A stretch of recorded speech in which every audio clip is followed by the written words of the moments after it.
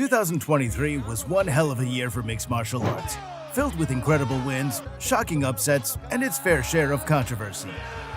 For this video, we're going to bring you the moments that really stood out, the definitive happenings within the world of the UFC that will mark this year in the history books. Now, without further ado, here are the most memorable UFC moments of 2023. Ngannou's exit. Few knew just how much of a success Francis Ngannou would be in the sport of boxing.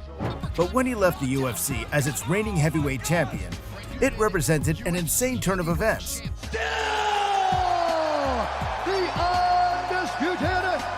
Francis and the UFC have been having problems for years, but to see a fighter of such major status and star potential leaving the biggest MMA promotion was a big shock. But the even bigger shock would come later that year when the Predator threw down with one of the greatest heavyweight boxers on the planet and dominated most of the fight. Oh, he catches him off guard! First met up to talk about this fight. Makhachev versus Volkanovski won. 2023's Fight of the Year was also one of its earliest title collisions, the super fight between the lightweight champion Islam Makhachev and the rising featherweight king Alexander Volkanovski. This was just about as high-level an MMA contest as you'll ever see, a thrilling chess match that had one of the wildest final minutes imaginable. Though Islam took home the win, it was Volk who had the biggest moment, dropping Makhachev in the final round while surprising us all with his amazing defensive wrestling. But more to come on this rivalry later. Shevchenko finally loses. UFC 285 served up quite a few interesting moments, but the biggest shock of all, on paper, came when Alexa Grasso capped off a competitive showing against Valentina Shevchenko by taking her back and subbing her with a rear naked choke in the fourth round. Grasso, who's a striker by nature, had looked pretty good in there with the bullet, but to tap her out in that fashion? Yeah, this was not the expected outcome. Not even close. She then went on to prove that this wasn't a fluke by edging out Valentina in their rematch. Jon Jones returned. On that very same UFC 285 card, a certain Mr. John Bones Jones returned from a lengthy absence to a new division, stepping into the heavyweight ranks to take on the masterful striker Cyril Gane. The fight was so easy for Jones that it almost seemed anticlimactic. He took down Gane with ease, worked his way to the choke, and made the Frenchman tap like it was nothing. He's putting pressure.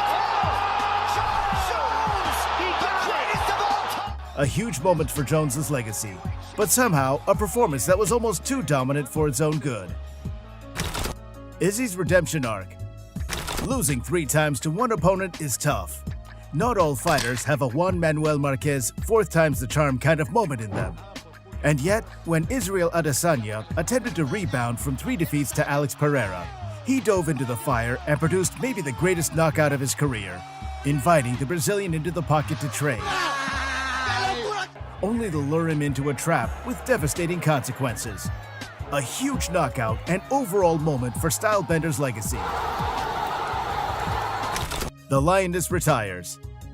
Even the great ones eventually have to hang up their gloves, and history will tell us that most of them don't get to do so on a win.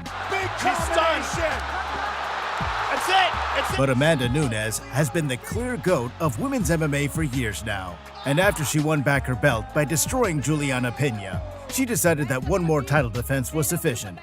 And so, Nunes' last walk to the octagon came against Irene Aldana. And when it was all said and done, and Amanda got her hand raised, the sporting world knew that it had just said goodbye to a bona fide legend of the sport, one of the greatest fighters we've ever seen in women's sports.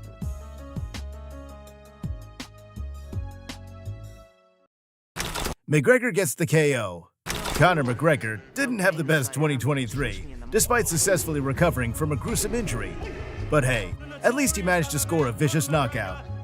Sure, the knockout was against the Miami Heat mascot, but considering the Irishman's level of activity recently, a win is a win. 2024 will hopefully be the year that sees Notorious return to the octagon. And whether you love him or hate him, the MMA world is certainly more interesting with him in it. If you're enjoying this video so far, be sure to leave a like and subscribe to the channel so you don't miss a single upload. A 125-pound classic. The hardcore fans were well aware of just how good Alexandre Pantoja was when he entered the octagon for his first shot at UFC Gold. In fact, he already held 2 wins over the reigning champ Brandon Moreno. But man, this fight was a truly wild spectacle, one of the greatest fights in flyweight history. It was a bout that rivaled the unparalleled action of Moreno's quadrilogy with Davison Figueiredo. Beautiful round by Brandon Moreno. Look at that beautiful double left by the champion. A little jabs with Moreno as the fight went on. Right here, a beautiful... And when all was said and done and Pantoja got his hand raised, his heartfelt post-fight speech crowned him as both the champion and a star in the eyes of the fans. Now, Dad, you proud of me, Dad.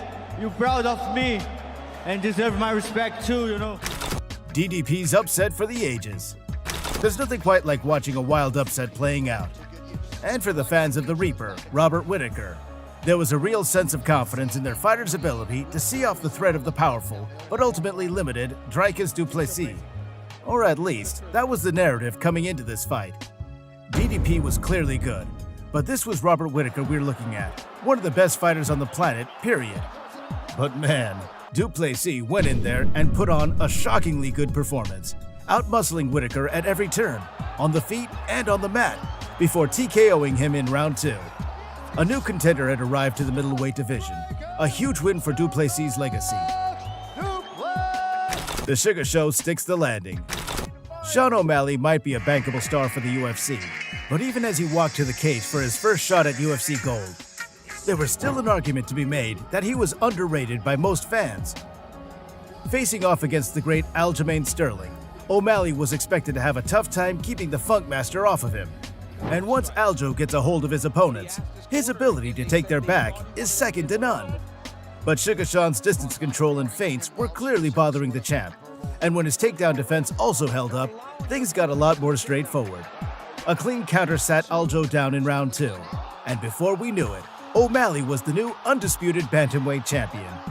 The O'Malley era had begun, and it was crazy to see how easy Sean pulled it off. Look at that, Joe.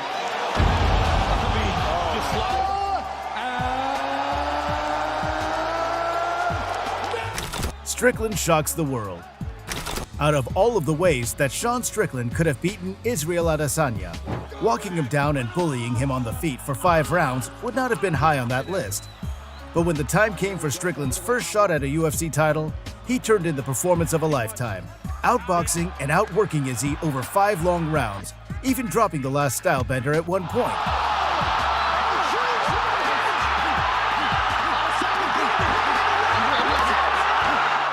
It wasn't even a close fight. No, Strickland beat the brakes off Izzy, making for one of the most shocking upsets in UFC history. Islam levels up. Yes. Islam Makhachev was initially scheduled to take on Charles Oliveira for his second title defense. But when Do Bronx got injured and his old rival Alexander Volkanovski stepped in on short notice, the pressure was on Makhachev to capitalize on his stand-up skills. And boy, did he step up, head-kicking Volk in the opening round to finish him with a violent TKO. Islam might come from the hills of Dagestan, but to simply call him a wrestler would just not be true anymore. This was the night Makhachev made his pound-for-pound argument very real. Poatan, the double champ. Alex Pereira's story could have come to its end, or at least never reached the same heights again, as he lost to Izzy by KO. But after scoring a win in his 205 debut against Jan Blachowicz, Poatan continued up the ladder and knocked out the seemingly unknockoutable Jiří Procházka after a highly impressive display of technical striking. All of a sudden, one of the most inexperienced top 10 fighters of the roster had just become the double champ. A bizarre turn of events for this undeniable combat sports great. The Aspinall era? Tom Aspinall may have taken a highly dangerous matchup with Sergey Pavlovich on short notice. But man, the way he performed on the night of their fight was truly all the proof we needed of his greatness. After taking a hard shot or two from the Russian, Aspinall stayed composed, found his moment, and KO'd Pavlovich with a huge series of punches. He might not have the undisputed belt yet, but man, Tom Aspinall might just be the greatest heavyweight on the planet right now. Hopefully 2024 will produce some solid answers to that question. But what was your favorite UFC moment of 2023? Let us know in the comments section below. And as always, don't forget to give us a like and subscribe to the channel so you don't miss a single upload. See you guys in the next one. Look at that, Joe.